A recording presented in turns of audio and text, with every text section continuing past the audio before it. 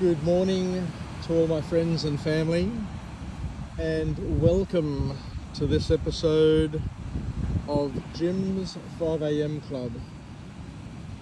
What I'd love to do this morning is go through a book entitled The Year of Magical Thinking, a book that was published in October 2005, almost 20 years ago, by an author named Joan Didion.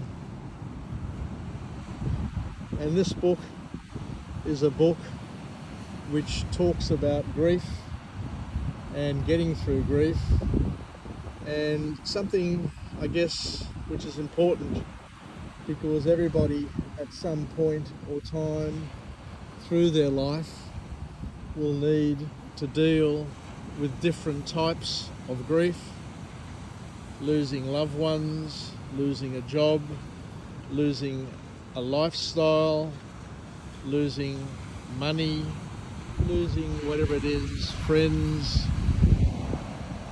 a dog, you name it. There are different types of grief and different types and times where we need to deal with it. The author goes on to say that grief is one of life's most universal experiences, yet it leaves us feeling isolated, as though no one could possibly understand the depth of our pain. Reading The Year of Magical Thinking by Joan Didion may help shift the way we think about our loss entirely. Didion's raw, unflinching account of losing her husband and calling for her ill daughter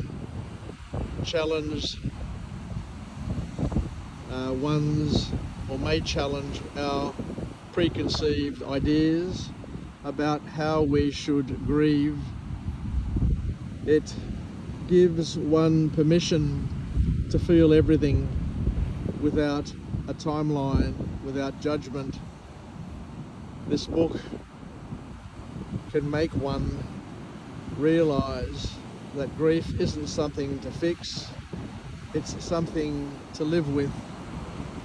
The words may become a quiet reminder that even in the chaos of loss, there is room for reflection, love, and eventual healing. So the author goes on to say that grief is a physical experience.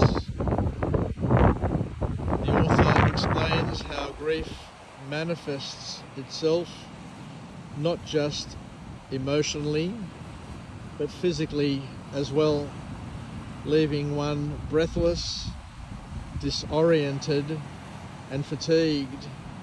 It's a reminder that mourning is not just in your mind, but it's in your body as well, which is sad to think about. But the author here reminds us of things as they are. Just seeing a couple of dolphins out there, so I'll just focus in to see if we can see them just bouncing up and down out of the surf. And the author goes on to talk about how we need to control the narrative where possible.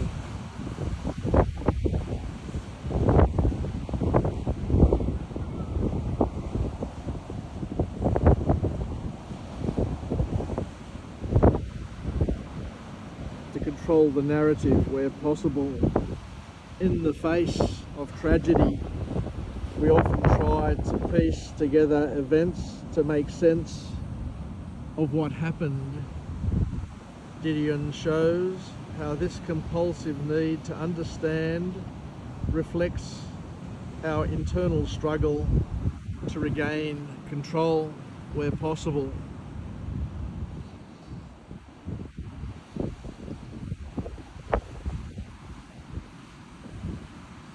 This book, Magical Thinking, reminds us that our magical thinking is actually a coping mechanism.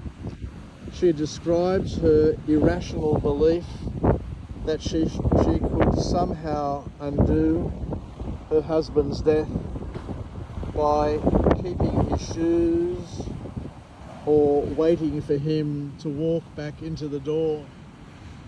This is a poignant reminder of how grief warps reality to help us cope with the pain of loss.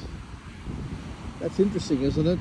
Just to hear that by keeping physical items or just waiting for somebody to walk through the door again is a coping mechanism, and many people seem to reflect and go through similar sort of rituals.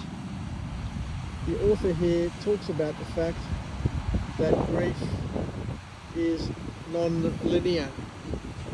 There is no set timeline for mourning. Everybody's different and everybody experiences grief, according to this author, in a different way. Didion's candid portrayal of her unpredictable emotions shows that healing isn't a straight path, and it varies by person, and to understand that in itself is okay. We go on to talk about the fragility of normalcy. The author reflects on how life can change in a heartbeat. I was reading the other day that our heart beats about 100,000 times a day, and just to think that one's life can change in a heartbeat, and it can change in a negative way, and it can also change, interestingly, in a positive way as well. So we need to use that metaphor in a positive and a productive way as well, to know that we can go in either direction in a heartbeat, but it can happen any time within those 100,000 beats throughout the day.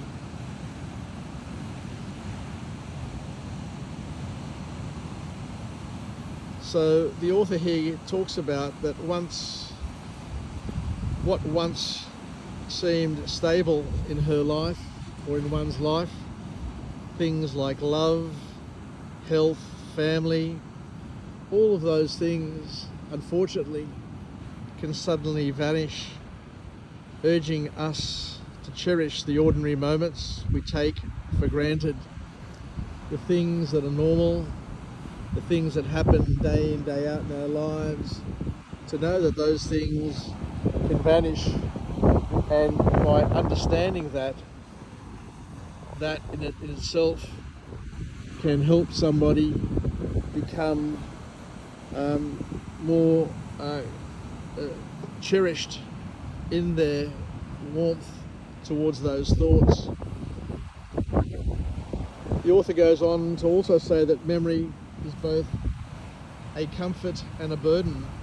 While memories can keep loved ones close, they also serve as painful reminders of what's lost, and the author explores the duality of holding on to memories while learning to move on.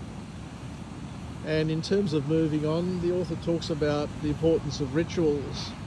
Rituals like rereading her husband's work or keeping certain items help Didion process her loss. Rituals, however small, can provide a comfort and structure during times of chaos, and to understand that loss does change one's identity,